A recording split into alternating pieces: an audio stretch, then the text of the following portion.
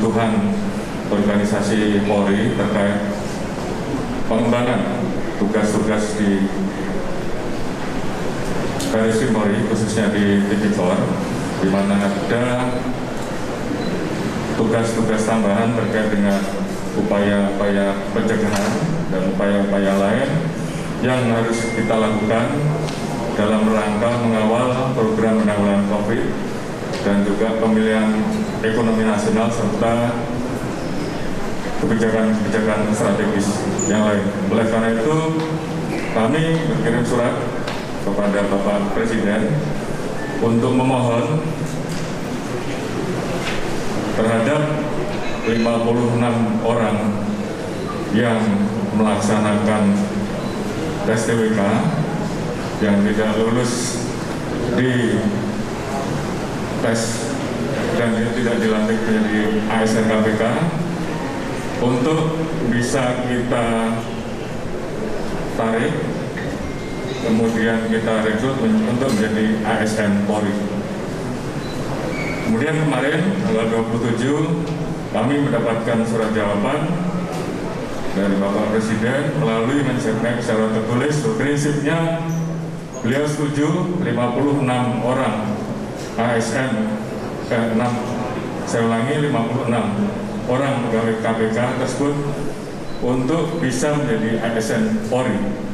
Tentunya kami diminta untuk menindaklanjuti dengan berkoordinasi dengan Menpan RB dan BKN. Oleh karena itu, proses saat ini sedang berlangsung, mekanismenya seperti apa saat ini sedang kita diskusikan untuk bisa merekrut 56 orang tersebut menjadi ASN Polri. Mungkin itu yang bisa kami sampaikan. Kenapa demikian? Karena kita melihat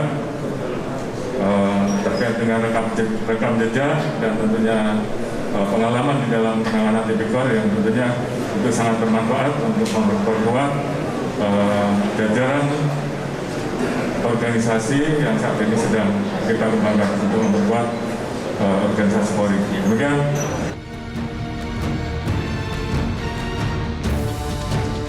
Penjelasan Kapolri Jenderal Listio Sigit Prabowo di Jayapura, Papua ini memberi harapan baru menjernihkan sengkarut polemik status ASN 56 pegawai KPK yang tidak lolos tes wawasan kebangsaan tersebut.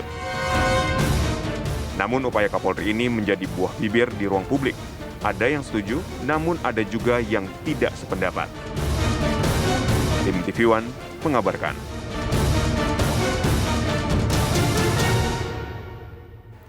Nah, yang menjadi pertanyaan dikarenakan isu ini pastinya adalah antara lain dua hal.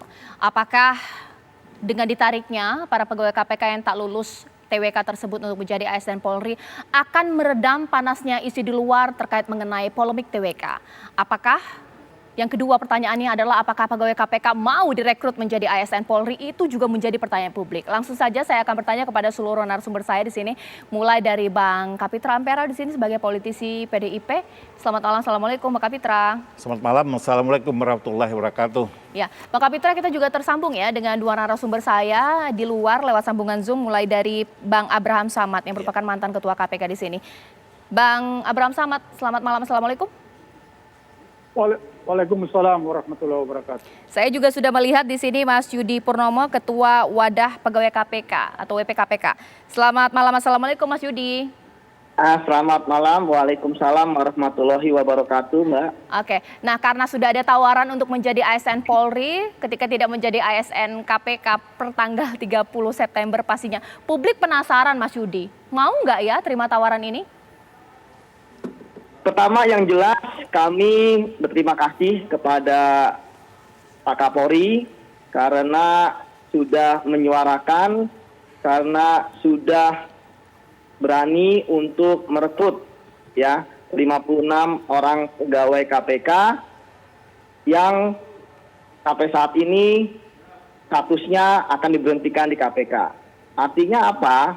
Artinya bahwa ini menandakan tes wawasan kebangsaan yang kami anggap itu bermasalah karena pertama hasilnya kami tidak dapatkan, ada temuan ombudsman, ada maladministrasi, kemudian ada 11 pelanggaran HAM menurut Komnas HAM, itu terjadi gitu. Artinya kami pun kemarin sudah mendengar dan tadi juga sudah saya mendengar juga ya pernyataan langsung dari Kapolri, dan kami pun sudah melakukan konsolidasi kemarin dari malam, baik itu internal kami, kemudian juga dengan civil society, bahkan tadi juga dengan Komnas HAM, dan mungkin beberapa hari ke depan dengan Ombudsman dan pihak-pihak lainnya. Artinya sampai saat ini kami belum menentukan langkah untuk menentukan mengenai sikap kami. Tetapi yang jelas bahwa perhatian dari Pak Kapolri itu merupakan suatu hal yang berharga bagi kami dan Mas menambah Yudi. semangat kami gitu.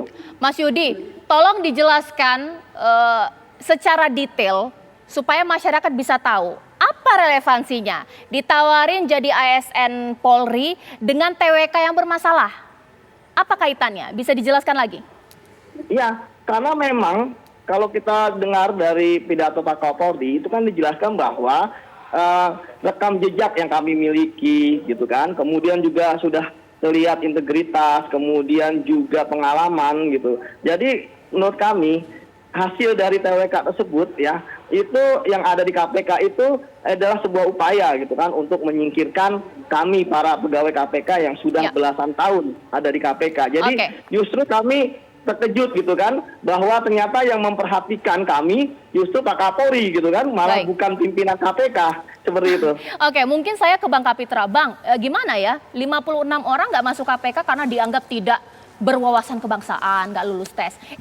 Ditawarin Polri. Jadi mereka ini punya wawasan kebangsaan atau bagaimana Jadi sih? gini, tadi kan Kapolri ingin menjadikan sebagai ASN, menarik sebagai ASN.